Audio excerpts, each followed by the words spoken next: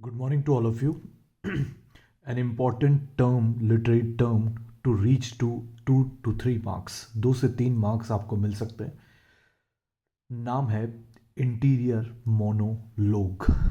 I have broken the entire term in 3 parts. 3 parts में मैंने divide किया इस पूरी वर्ड्स जो भी इस टर्मिनोलॉजी को, इस शब्द को.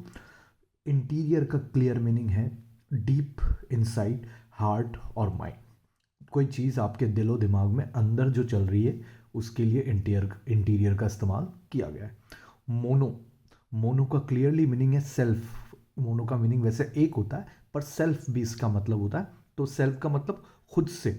यहाँ आपको कोई भी सेकंड पार्टी, सेकंड पर्सन नज़र नहीं आएगा. जो भी है वो आपके दिलो दिमाग में आपसे ही है, आपके अंदर ही चल रहा है. And the third one is log. Log का मीनिंग होता है टॉक, बातचीत. तो एक इंसान जो अपने दिलो दिमाग में अपने अंदर ही किसी न किसी तरह की बातचीत से गुजर रहा है. खासकर आपने जैसे शाहरुख खान को बहुत सारी फिल्मों में देखा होगा कि जब वो हीरोइन उसको छोड़कर चली जाती है या उसकी माँ मर जाती है या बहुत सारे ऐसे हीरोज़ हैं या हीरोइंस हैं, वो आपस में मन में ही बात कर रहे होते हैं. तो that is they are actually presenting interior monologue before the audience या before the जो भी वहाँ लोग देखने आए होते हैं, सुनने आए होते हैं, उनके सामने वो ऐसा प्रस्तुत कर रहे होते हैं जो भी उनके देखने वाले लोग हैं.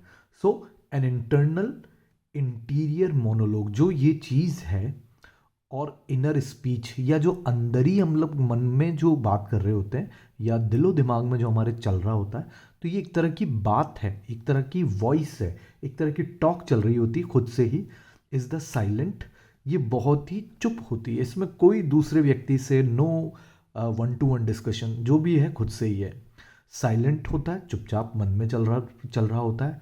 सब्जेक्टिव का मतलब आदमी अपने ही इश्यूज को लेकर, ऑब्जेक्टिव का मतलब दूसरों को लेकर कुछ नहीं सोच रहा है.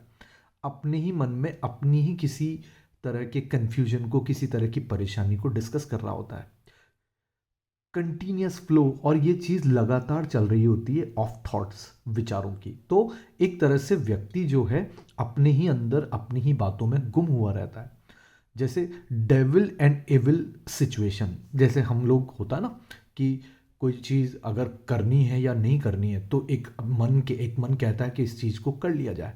But on the other hand there is an evil part जो कहता है कि there is a devil part, वो कहता है कि मत कर, it is taking you towards a wrong path, आपको गलत रास्ते पर ले जा रहा है. और एक कहता है कि इसको कर ले. तो डेविल और एविल सिचुएशन या कन्फ्यूजन है, करूं या ना करूं, या ऐसा होगा तो वैसा होगा, वैसा होगा तो ऐसा होगा, वो सब डिलेमा का मतलब कन्फ्यूजन. एक तरह का ये कह सकते हैं आपको सदमा पहुंचा है और अब आप क्या करें उसके लिए आप मन में विचार कर रहे हैं.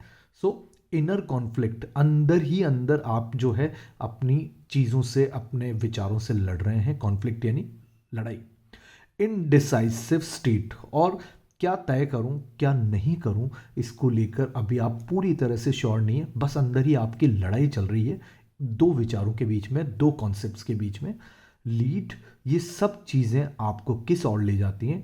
इंटीरियर मोनोलॉग की ओर ले जाती हैं. किस तरफ ले जाती हैं? इंटीरियर मोनोलॉग की तरफ. So you can have an example. Suppose Jethalal मन ही मन में सोच रहा होता है. तो क्या सोच रहा होता है कि what is Babita ji thinking about me. Babita ji मेरे बारे में क्या सोच रही होंगी, है ना. शुड आई लीव, क्या मुझे उनसे बात करने चला जाना चाहिए, और टॉक टू हर, क्या उनसे बात करनी चाहिए. तो that scenario, the entire scene in Jethalal's Taarak Mehta Ka Ooltah Chashmah is a clear example of interior monologue. वहाँ पर जेठालाल किसको प्रेजेंट कर रहा होता है? इंटीरियर मोनोलॉग को. खुद से ही बात करना is all about interior monologue. Thank you.